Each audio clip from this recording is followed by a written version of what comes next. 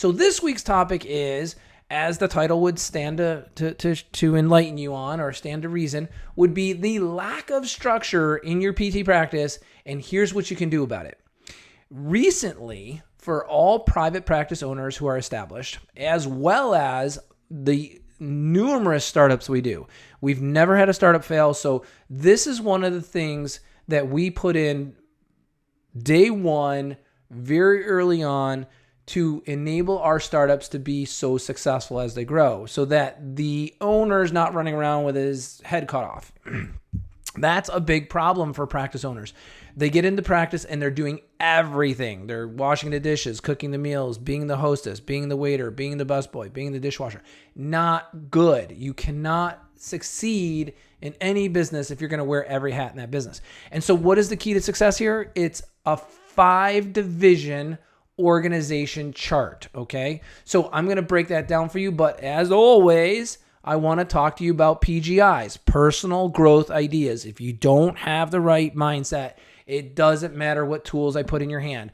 A wrench in a 3-year-old's hand is still a great wrench, but it's going to be very ineffective. A wrench in an adult mechanic who's well-trained, well-experienced is going to be extremely effective. So let's talk about that.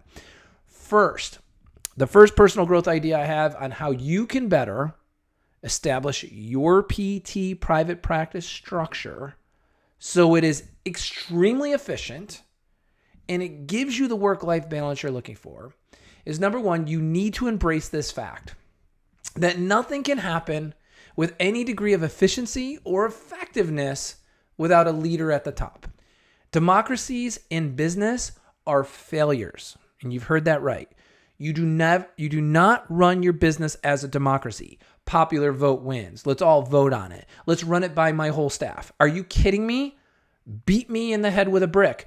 If they were so good at running things and doing things and being entrepreneurs, they'd be entrepreneurs themselves. Your staff don't want to do that. They weren't hired to do that. They don't have that experience, skill set. So stop acting like that. Just because you think like an entrepreneur and you're so enabled doesn't mean they're going to be very good at that. Most often, your staff are going to vote on the things or lean toward the things that are easiest for them. And I don't mean that in a malicious way. It's just human tendency, right? You started the practice. Don't defer your responsibilities to others unless you're going to enable them and give them the role, responsibility, training, skills, professional enhancement to be able to own that area. And when you do, if you trust them enough to give them that title, if you trust them enough to invest in their abilities, that's why we have an LMS system so that we can invest in each and every position in a PT company, then trust them enough so that you can get out of the way and let them successfully do their job. That's what your staff want. Your staff want to be enabled. They want to be encouraged.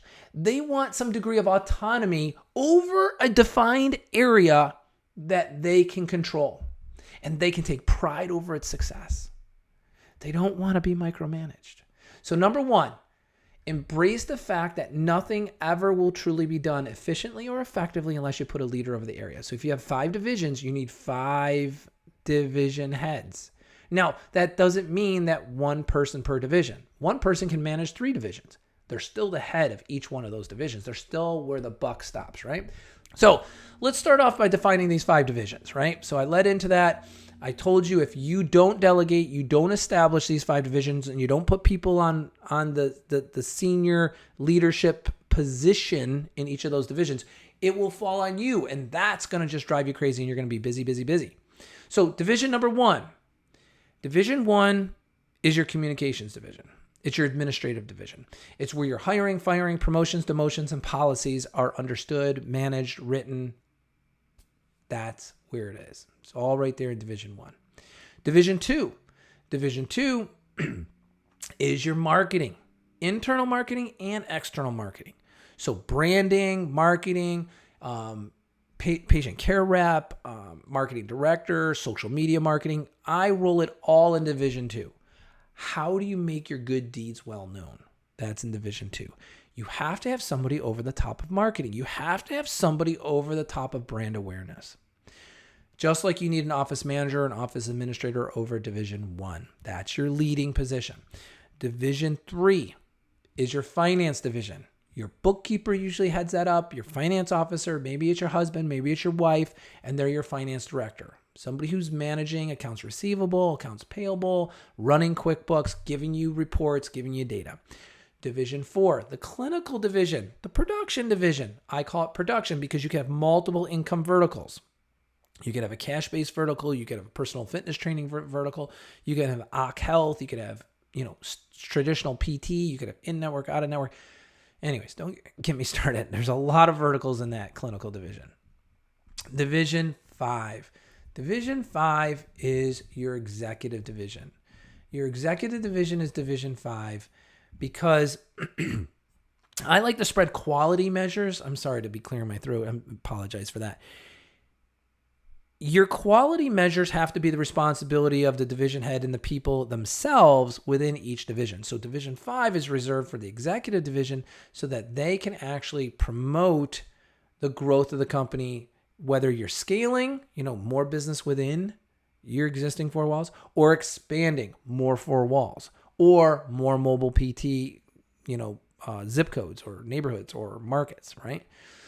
Whatever version of physical therapy private practice you're doing, you're going to need to know how to actually grow and expand that and get your good deeds well known and build your brand. So those are your 5 divisions.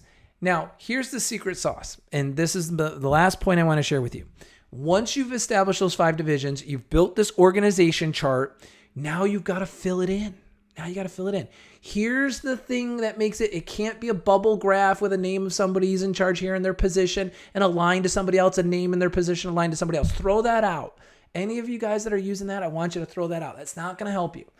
The difference is in the Fortune 500 and the companies worldwide, thousands of companies do it this way. And I'm bringing it to you here in physical therapy.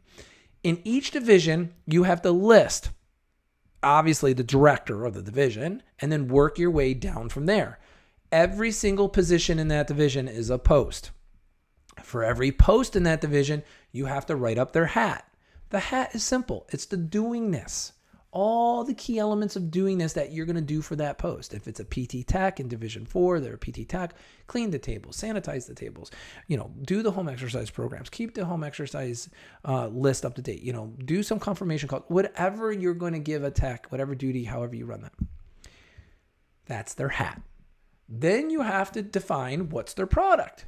What's the product of a front desk coordinator? So many people don't know, but they're paying this person $15, $16, $17, $18 an hour, but we do not know what their product is. We just want them to answer the phones, schedule the patients, do the patient registration, maybe do some IVO.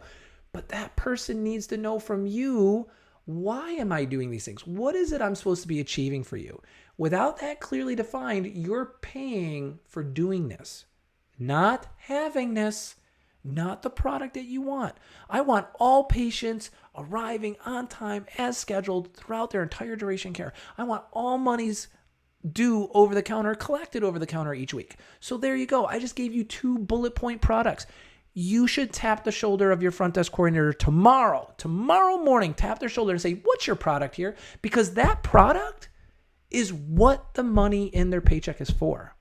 I am not wanting to encourage people to come work in my clinic, and nor should you be encouraging people to come work in your clinic and exchange time for money. The minute you feel you have people that are like, I'm here to get my hours, you have a problem. You have a problem if that comes out of their mouth. You've got to get them focused on getting their product. Like I said in last week's podcast, I don't care if my front desk person comes and runs a crystal on their head all day. If they know what to do and it gets me that product, I am golden. I am super happy. We've got a super person working that position, and I am in full support of that person.